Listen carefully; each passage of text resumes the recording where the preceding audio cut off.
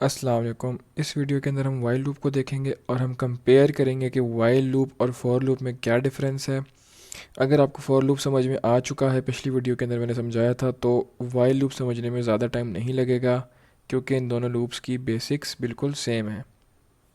तो मैं पहले वाइल लूप का स्ट्रक्चर समझाऊंगा, उसके बाद जो हमने प्रोग्राम टेन किया था फॉर लूप से, हम उसको वाइल लूप से करके देखेंगे ताकि हमें डिफरेंस पता चल जाए कि डिफरेंस है क्या दोनों लूप्स के अंदर, और फिर हम वाइल लूप के प्रोग्राम्स को देखेंगे। ठीक है, तो वाइल लूप का स्ट्रक्चर यह है कि हमने लिखना होता है वाइल का कीवर्ड, उसके अंदर हमने लिखनी होती है कंडीशन। ठीक है, और जिस तरह फॉर लूप के अंदर हम पहले इनिशियलाइजेशन करते थे, तो वो इनिशियलाइजेशन का जो अमल है वो हमने करना होता है वाइल लूप से पहले। तो जैसे int i is equal to zero. ठीक है, और कंडीशन चेक होती है इस पैरेंथेसिस के अंदर, और उसके बाद करली ब्रेसिस के अंदर एंड में इंक्रीमेंट होता है, जो कि फॉर लूप में इस पैरेंथेसिस के अंदर ही होता था। अब लेकिन उसमें यह था कि इंक्रीमेंट उसमें भी एंड में ही होता था, लेकिन लिखा इधर जाता था। इसमें यह कि लिखा भी एंड में जाता है और इंक्रीमेंट होता भी एंड में ही है। सही है, तो ये स्ट्रक्चर है बेसिक वाइल लूप का। ठीक है, अब वाइल लूप का अब जो प्रोग्राम 10 है मैं उसको वाइल लूप से करके दिखाता हूँ। जो हमने करना था, पॉजिटिव ऑड नंबर्स प्रिंट करने थे 1 से लेके 20 तक। ठीक है, लेस देन 20 तक। तो अब हमने क्या करना है, आई को 1 से स्टार्ट करना है और हमने कंडीशन लगानी है कि वाइल यानी कि जब तक आई छोटा है या इक्वल है 20 के, ठीक है, तब तक क्या करें, हम सी आउट करवा दें आई को।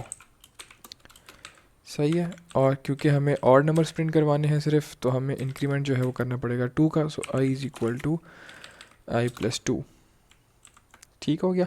अब इस प्रोग्राम को मैं रन करता हूँ और देखते हैं कि क्या आउटपुट आती है। ठीक है जी, तो हमारे पास आउटपुट आ गई सेम जो कि हमारी फॉर लूप के साथ आ रही थी। ठीक है, तो फ़र्क क्या आया? फ़र्क सिर्फ इतना सा है कि इनिशियलाइजेशन जो है वो बाहर होगी, इंक्रीमेंट बॉडी के अंदर एंड में होगा, और कंडीशन जो है वो वाइल के पैरेंथेसिस के अंदर चेक होगी, बस। ठीक है, इसको अगर मैं ड्राई रन करूँ तो ये एग्जैक्टली वही है। पहले आई की वैल्यू 1 थी, उसने चेक किया कि 1 छोटा है, इक्वल है 20 के, बिल्कुल है, तो उसने क्या किया, 1 को प्रिंट कर दिया। फिर उसने 1 के अंदर 2 ऐड किया, यानी कि 1 + 2 3 हो गया, आई की वैल्यू 3 हो गई। तो अब ये लूप वापस से चलेगा, चेक करेगा 3 को कि 3 छोटा है 20 से, बिल्कुल है, उसने प्रिंट कर दी वैल्यू। फिर 3 से 5 हो गई वैल्यू आई की, 5 को चेक किया, प्रिंट किया, फिर 7 को चेक किया, प्रिंट किया, फिर 9 को, 11 को, 13 को, 15 को, 17 को, 19 को, और इसी तरह जब 21 हुआ तो उसने चेक किया 21 छोटा है 20 से, जो कि नहीं है, तो ये कंडीशन फॉल्स हो गई, हमारा वाइल लूप ख़त्म हो जाएगा, ब्रेक हो जाएगा, यहाँ पर आ जाएगा। सही है, तो ये था वाइल लूप का बेसिक स्ट्रक्चर।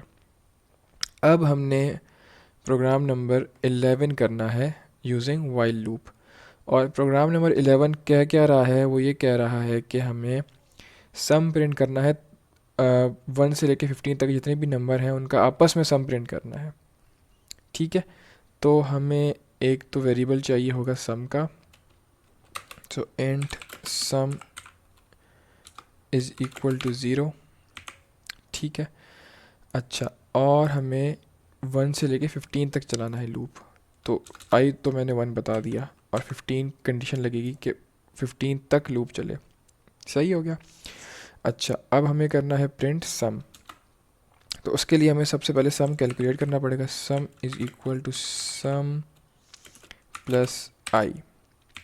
अब होगा क्या कि सम की वैल्यू शुरू में तो 0 है, आई की वैल्यू 1 है। ठीक है, अब होगा ये कि हमने क्या किया, सम प्लस आई यानी कि 0 + 1, तो सम के अंदर क्या स्टोर होगा, 1 स्टोर होगा, यानी कि करंटली सम की वैल्यू क्या हो गई, 1 हो गई। अच्छा, यहाँ पे हम कर देंगे इंक्रीमेंट आई प्लस प्लस का, क्योंकि हमें सिंपल एक एक इंक्रीमेंट करना है। सही है, क्योंकि हमें 1 + 2 + 3 + 4 + 5 + 6 प्लस करते करते +15 तक करना है, तो हमें एक एक का इंक्रीमेंट करना है, तो हमने इसलिए यहाँ पे सिर्फ आई प्लस प्लस लिखा। ठीक है, तो अच्छा, हमारी सम की वैल्यू आ चुकी थी 1। आई इंक्रीमेंट हुआ, आई की वैल्यू हो गई 2, उसने चेक किया 2 छोटा है 15 से, बिल्कुल है। अब क्या होगा, सम की वैल्यू में क्या होगा, सम की वैल्यू पहले थी 1 प्लस आई की वैल्यू क्या थी 2, तो 1 प्लस 2 सम में स्टोर हो गया 3। ठीक है, फिर उसने आई को इंक्रीमेंट किया और अब आई की वैल्यू हो गई थी 3, तो उसने चेक किया कि 3 छोटा है 15 से, बिल्कुल है। तो अब सम की वैल्यू पहले क्या थी 3 थी, तो उसने क्या किया 3 प्लस 3 और उसने सम के अंदर क्या स्टोर कर दिया, 6 स्टोर कर दिया। इसी तरह उसने आई को इंक्रीमेंट करके 4 बनाया और अब उसने क्या किया जी कि उसने दोबारा से लाइन एग्जीक्यूट की चेक करने के बाद कि 4 छोटा है 15 से, जो कि है। तो अब सम की वैल्यू क्या थी 6 थी, तो सम 6 प्लस आई यानी कि 4, 6 प्लस 4 क्या हो चुका था 10 हो चुका था, तो सम की वैल्यू अब हो गई करंटली 10 हो गई। इसी तरह करते करते ये लूप चलेगा 15 तक। तो मैं इसको रन कर लेता हूँ, हम चेक करते हैं कि हमारी जो आउटपुट है वो क्या बुक से मैच कर रही है, नहीं कर रही, हमने कोई गलती कर दी है। ठीक है, अच्छा मुझे ना सी आउट करवाना था, सॉरी मैं सी आउट करवाना भूल गया, तो हम एंड में लिख देते हैं लूप ख़त्म होने के बाहर सी आउट सम इज़ सम। ठीक है, तो मैं इस प्रोग्राम को अब चलाता हूँ और हम चेक करते हैं कि क्या आउटपुट आ रही है। तो सम हमारे पास आया 120। अगर हम अपनी बुक के अंदर देखें प्रोग्राम 11 के नीचे तो यही आउटपुट आ रही है, सम हमारे पास 120 आ रहा है। ठीक हो गया। अच्छा, यहाँ पे हमारा प्रोग्राम 11 जो है वो कंप्लीट हो जाता है। अब हम चलते हैं प्रोग्राम 12 के ऊपर। प्रोग्राम 12 जो है वो ये कह रहा है कि हमें एक प्रॉम्प्ट लेना है यूज़र से, यानी कि सीन वाला काम करना है और रिपीटेडली करना है। ओके, मतलब हमें बार बार प्रॉम्प्ट लेना है कि वो यूज़र जो है एक नंबर एंटर करे, ठीक है, और उसका स्क्वायर प्रिंट करे। और अगर यूज़र जो है वो ज़ीरो एंटर करेगा ना तो हमारा मैसेज प्रिंट होगा गुड बाय का और हमने प्रोग्राम यानी कि हमारा जो लूप है वो ख़त्म हो जाएगा। अच्छा, इसको देख लेते हैं प्रोग्राम को। तो मतलब हमने जो है वो पहले सीन करना है एक नंबर, और अगर वो नंबर जो है वो ज़ीरो है तो हमने बताना है कि हमने गुड बाय कर देना है, और अगर नंबर ज़ीरो नहीं है, इसका मतलब कोई और नंबर है, तो हमें उसका स्क्वायर प्रिंट करना है। तो मैंने लिखा इंट एन, एक वेरिएबल डिक्लेयर किया, सही है। अच्छा, अब मुझे उसको सीन भी करना है, तो सी आउट एंटर नंबर, ठीक है जी, सीन किया एन। यहाँ तक तो सिंपल था, हमने सिंपल एक नंबर को इनपुट कर दिया। उसके बाद हमें वाइल लूप लगाना है और चेक करना है कि अगर एन बड़ा है ज़ीरो से, ठीक है, मतलब जब तक एन बड़ा है ज़ीरो से तब तक ये लूप चलेगा, और जैसे ही एन जो है वो ज़ीरो हो जाएगा तो ये लूप नहीं चलेगा। ठीक हो गया।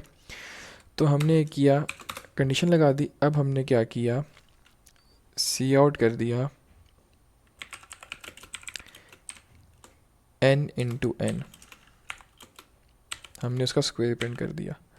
अच्छा, अब ये जो नंबर ये जो हमने सीन किया ये तो एक दफ़ा चलेगा, अब ये लूप के अंदर तो नहीं लिखा हुआ, यानी कि सिर्फ सिर्फ एक दफ़ा एन की वैल्यू लेगा और उसको स्क्वायर प्रिंट कर देगा, लेकिन इसका कोई एंड पॉइंट नहीं है, ये तो लूप चलता रहेगा, बार बार इसको प्रिंट करता रहेगा। हमें ऐसा काम करना है कि हम इस एन की वैल्यू को इक्वल टू ज़ीरो करने पर इस लूप से ब्रेक कर जाएं, लेकिन वो हम वैल्यू अपडेट ही नहीं कर रहे हैं एन की।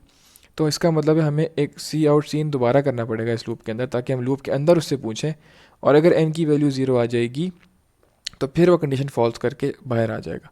ठीक है, तो इस काम को हम दोबारा कर लेंगे यहाँ पर, ठीक है, और मैं इसको दोबारा से एक्सप्लेन भी कर दूँगा।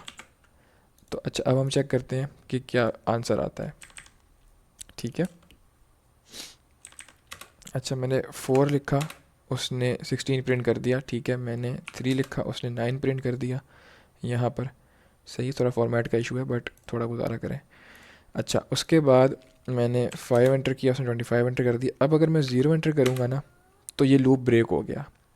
ठीक है, इसका मतलब हमारा प्रोग्राम बिल्कुल सही चल रहा है।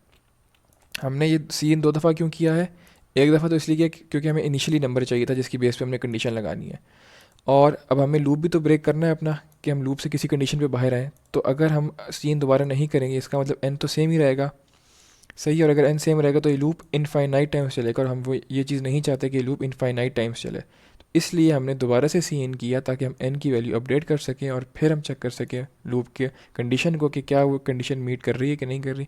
कर रही है तो लूप दोबारा चल जाएगा, नहीं कर रही है तो लूप ख़त्म हो जाएगा, ब्रेक हो जाएगा।